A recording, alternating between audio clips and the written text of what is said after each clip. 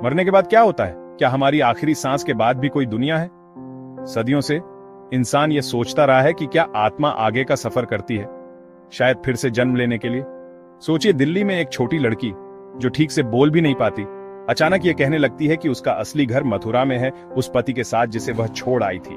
उसके माता पिता इसे बस एक कल्पना मानकर टाल देते हैं, लेकिन कहानियां और ज्यादा डिटेल में और जोर देकर सामने आने लगती हैं। यह 1926 में शांति देवी के परिवार के साथ हुआ था। शांति की यादें अस्पष्ट सपने नहीं थीं, वे एक ऐसे जीवन के बारे में खास, जांचने योग्य डिटेल्स थीं जिसे वह कहती थी कि उसने पहले जिया था। एक बच्चा ऐसे शहर का लेआउट कैसे जान सकता था जहां वह कभी गया ही नहीं, या ऐसे लोगों के बारे में कैसे बता सकता था जिनसे वह कभी मिला ही नहीं? क्या यह कल्पना थी या कुछ और? शांति देवी की कहानी विश्वास और शक के बीच की सीमाओं को चुनौती देगी। उनका केस हमें सोचने पर मजबूर करता है, क्या हम पहले भी जी चुके हैं? शांति देवी का जन्म 1926 में दिल्ली में हुआ था। 4 साल की उम्र में वह जिद करने लगी कि उसका असली नाम लुगदी देवी था और उसका असली घर मथुरा में था। उसने अपने पति, एक कपड़े के व्यापारी, का वर्णन किया और द्वारकाधीश मंदिर के पास अपने घर का वर्णन किया। शांति के माता पिता हैरान थे। डॉक्टरों को कुछ भी गलत नहीं मिला, लेकिन उसकी यादें बनी रही। उसने अपने बनाए खाने के बारे में बताया, पहने हुए कपड़ों के बारे में, और यहां तक कि बच्चे के जन्म के 10 दिन बाद मरने के दर्द के बारे में बताया। डिटेल्स चौंकाने वाली थीं। उसके पति की शक्ल, उनकी दुकान की जगह, यहां तक कि घर में छिपाया हुआ पैसा भी। अपने पिछले परिवार के लिए उसकी भावनात्मक तड़प साफ दिख रही थी। जैसे जैसे मथुरा जाने की उसकी गुहारें बेताब होती गईं, एक रिश्तेदार ने उस आदमी को एक चिट्ठी भेजी जिसे शांति अपना पति बताती थी, केदारनाथ चौबे। क्या यह चिट्ठी उसके अविश्वसनीय दावों के पीछे की सच्चाई को खोल पाएगी? जवाब जल्द ही आ जाएगा। चिट्ठी मथुरा में केदारनाथ चौबे तक पहुंची। वह हैरान रह गए।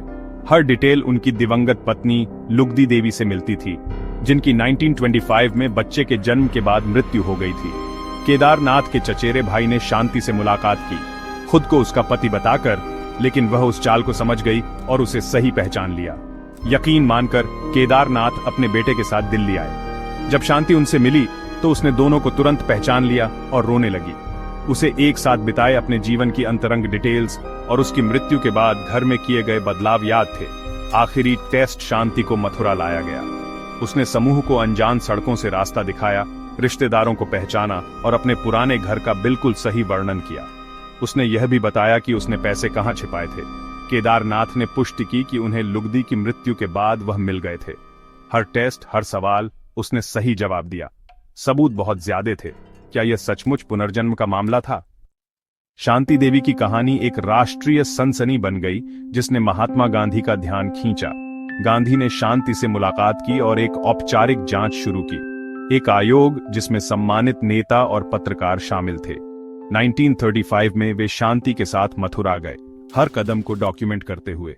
उसने आसानी से शहर में रास्ता खोजा, परिवार के सदस्यों को पहचाना और स्थानीय बोली में बात की। आयोग ने केदारनाथ के परिवार के साथ 2 दर्जन से अधिक बयानों की पुष्टि की। उनकी 1936 की रिपोर्ट में धोखाधड़ी का कोई सबूत नहीं मिला और निष्कर्ष निकाला कि यह मामला शांति के दावों का दृढ़ता से समर्थन करता है। उनकी कहानी इतिहास में सबसे प्रसिद्ध और विश्वसनीय पुनर्जन्म रहस्यों में से एक बन गई। फैसले ने देश को चौंका दिया। जांच के बाद शांति देवी दिल्ली में चुपचाप रहीं। लुगदी देवी की उनकी यादें कभी फीकी नहीं पड़ी। उन्होंने कभी प्रसिद्धि नहीं चाही, एक चिंतनशील जीवन चुना और फिर कभी शादी नहीं की। वैज्ञानिकों ने वैकल्पिक स्पष्टीकरण दिए, क्रिप्टोमनेसिया, कल्पना, लेकिन कोई भी उसकी यादों की गहराई और सटीकता को नहीं समझा सका। उनका मामला पुनर्जन्म रिसर्च के लिए एक आधारशिला बन गया, जिसका अध्ययन डॉ. इयान स्टीवेंसन और अन्य लोगों ने किया। मानने वालों के लिए वह सबूत थी, स्केप्टिक्स के लिए एक अनसुलझा रहस्य। शांति देवी का 1987 में निधन हो गया। चेतना और पहचान के बारे में गहरे सवाल छोड़ गई। क्या वह सचमुच लुगदी देवी का पुनर्जन्म थी?